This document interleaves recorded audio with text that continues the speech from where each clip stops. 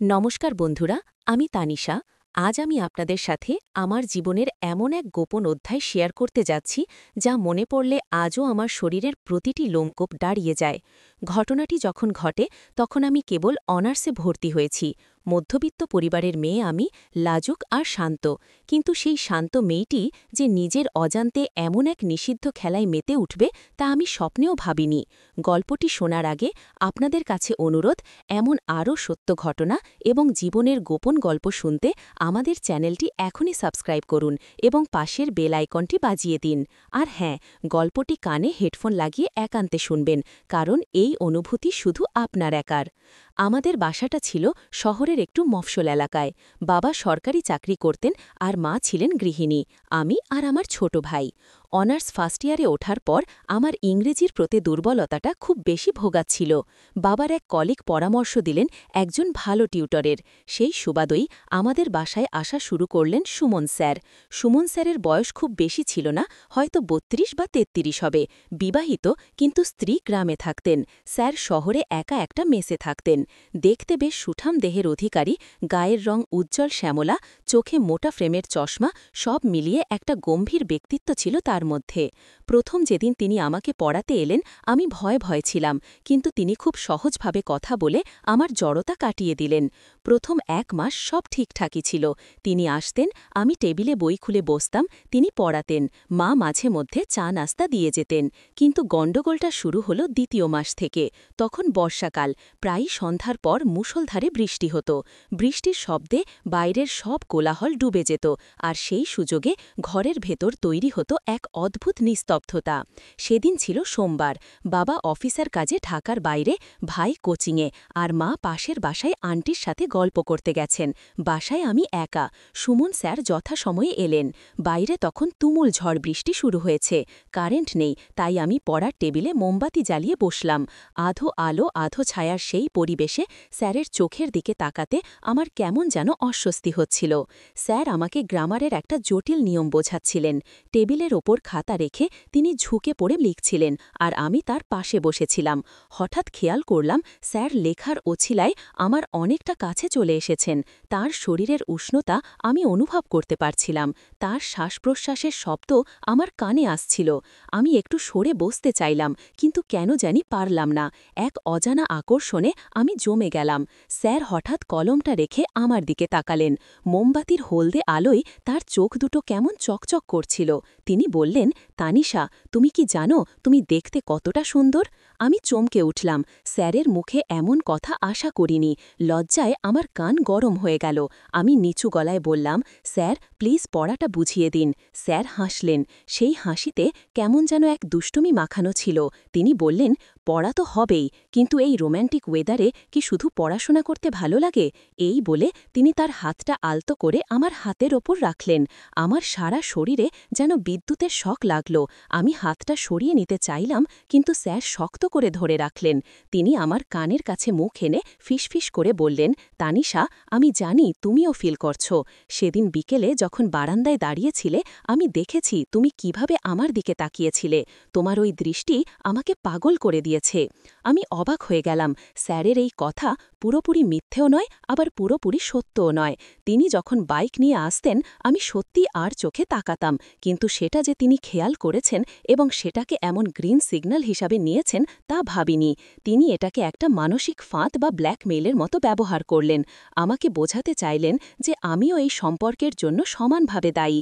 আমি আমতা আমতা করে বললাম, স্যার মা চলে আসবে, আপনি কি করছেন?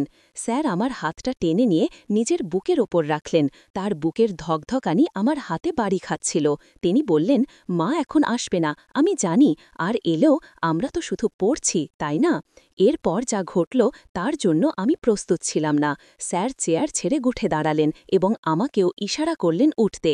আমি মন্ত্রমুগ্ধের মতো উঠে দাঁড়ালাম। মোমবাতির আলোয় আমাদের দুজনকে দেয়ালে বিশাল ছায়ার মতো দেখাচ্ছিল। স্যার আলতো করে আমার কোমরে হাত রাখলেন। তার হাতের স্পর্শে আমার মেরুদণ্ড বেয়ে এক শীতল স্রোত নেমে গেল। আমি কাঁপছিলাম। ভয় নাকি উত্তেজনা সেটা আমি তখন বুঝতে পারছিলাম না। তিনি আমাকে নিজের দিকে টেনে নিলেন। আমাদের শরীরের মাঝখানে মাঝখানের দূরত্বটুকু ঘুঁচে গেল, আমার বুকের সাথে তার বুক মিশে গেল। তিনি আমার কপালে জমে থাকা ঘামটুকু তার হাত দিয়ে মুছে দিলেন। তার স্পর্শে আমার চোখ বন্ধ হয়ে এলো। আমি অনুভব করলাম আমার নিজের ওপর কোনো নিয়ন্ত্রণ নেই, এক নিষিদ্ধ ভালো লাগা আমাকে গ্রাস করে ফেলছে। স্যার আমার চিবুকটা আলতো করে ধরে ওপরে তুললেন, তার দৃষ্টি তখন আমার ঠোঁটের ওপর। তিনি ফিসফিস করে বললেন, ভয় পেও না তানিশা, এটা কোনো পাপ নয়, এটা শুধুই ভালোবাসা। আমি তখনও চুপ। আমার নীরবতাকে তিনি সম্মতি হিসাবে নিলেন। তিনি ধীরে ধীরে তার মুখটা নামিয়ে আনলেন। তার ঠোঁট যখন আমার ঠোঁট স্পর্শ করল, তখন আমি আর নিজেকে ধরে রাখতে পারলাম না। আমার হাত দুটো অজান্তেই তার পিঠ জড়িয়ে ধরল। তিনি আমাকে আরও নিবিড়ভাবে জড়িয়ে ধরলেন।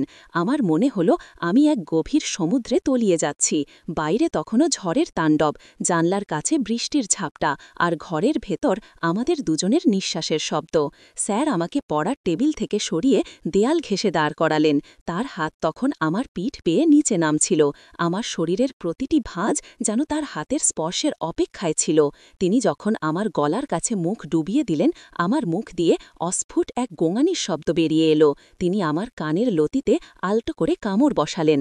আমার শরীরটা ধনুকের মতো বেঁকে গেল। আমি স্যারের চুল খামচে ধরলাম। মনে হচ্ছিল এই মুহূর্তটা যেন অনন্তকাল ধরে চলে। স্যারের হাত তখন আমার কামিজের নিচ দিয়ে শরীরের উষ্ণটা খুঁজছিল। আমি বুঝতে পারছিলাম আমি এক ভয়ঙ্কর ফাঁদে পা দিচ্ছি, যেখান থেকে ফেরা আর সম্ভব নয়। কিন্তু সেই মুহূর্তে স্যারের ওই বন্য ভালোবাসা আমাকে অন্ধ করে দিয়েছিল। স্যার আমাকে পাজাকোলে করে বিছানায় নিয়ে গেল ঠিকই, কিন্তু পড়ার ঘরের ওই আবছা অন্ধকারেই আমাদের সম্পর্কের এক নতুন অধ্যায় রচিত হল। তিনি আমাকে যেভাবে স্পর্শ করছিলেন, যেভাবে আদর করছিলেন, তাতে আমার মনে হচ্ছিল আমি যেন এক অন্য জগতের বাসিন্দা। আমার শরীরের উত্তেজনা তখন চরমে। আমি স্যারের শার্টের বোতামগুলো খোলার চেষ্টা করছিলাম, আর স্যার মগ্ন ছিলেন আমার শরীরের ভূগোল অন্বেষণে। হঠাৎ নিচে গিটের শব্দ হল, মায়ের গলার আওয়াজ। আমরা দুজন ছিটকে সরে গেলাম। আমি দ্রুত নিজেকে ঠিকঠাক করে নিলাম। স্যার চশমাটা ঠিক করে বইয়ের পাতায় মনোযোগ দিলেন। মা চা নিয়ে এসেছিলেন। তিনি হাসি মুখে বললেন, বাবা সুমন, আজ তো অনেকক্ষণ পড়ালে, বৃষ্টিতে কষ্ট হলো না তো? সুমন স্যার স্বাভাবিক গলায় বললেন, না আন্টি, তানিশাল এক্সাম সামনে, তাই একটু সময় নিয়ে বোঝাচ্ছিলাম। স্যারের এই অভিনয় দেখে আমি অবাক হয়ে গেলাম। কিছুক্ষণ আগেই যিনি আমাকে বন্যভাবে আদর করছিলেন, তিনি এখন কত শান্ত। মা চলে যাওয়ার পর স্যার আমার দিকে তাকিয়ে একটা চোখ টিপলেন। যাওয়ার সময় নিচু গলায় বলে গেলেন, কাল আবার আসব, রেডি থেকো। সেই রাত থেকে শুরু হলো আমাদের গোপন অভিসার। স্যার পড়াতে আসতেন ঠিকই, কিন্তু পড়ার চেয়ে বেশি চলত আমাদের এই নিষিদ্ধ প্রেম। তিনি আমাকে ইমোশনালি ব্ল্যাকমেইল করতেন, বলতেন তার স্ত্রী তাকে বোঝেন না, তিনি আমার মধ্যেই শান্তি খুঁজে পান। আমিও বোকার মতো তার কথা বিশ্বাস করে নিজেকে সঁপে দিয়েছিলাম। দিনের পর দিন আমি এই জালের গভীরে জড়িয়ে যাচ্ছিলাম। ক্লাসের ফাঁকে কখনো বা স্যারের মেসে গিয়ে আমাদের এই সম্পর্ক চলতে থাকল। আমি জানতাম এটার কোনো ভবিষ্যৎ নেই, সমাজ এটা মেনে নেবে না, কিন্তু স্যারের সেই স্পর্শ, সেই আদর আমাকে নেশার মতো পেয়ে বসেছিল। স্যারের কাছে প্রাইভেট পড়তে গিয়ে আমি যে এমন এক ফাঁদে পা দেব, তা নিজের অজান্তেই ঘটে গিয়েছিল। আজ ভাবলে মনে হয় সেটা কি শুধুই ভালোবাসা ছিল, নাকি স্যারের অভিজ্ঞাত হাতের ছোঁয়ায় আমার মতো এক অল্প বয়সী মেয়ের কৌতূহল মেটানোর খেলা ছিল? উত্তরটা আজও খুঁজি, কিন্তু সেই বৃষ্টির রাত আর মোমবাতির আলোয় স্যারের সাথে কাটানো সেই মুহূর্তগুলো আজও আমার রাতের ঘুম কেড়ে নেয়। বন্ধুরা, এই ছিল আমার জীবনের এক গোপন সত্য।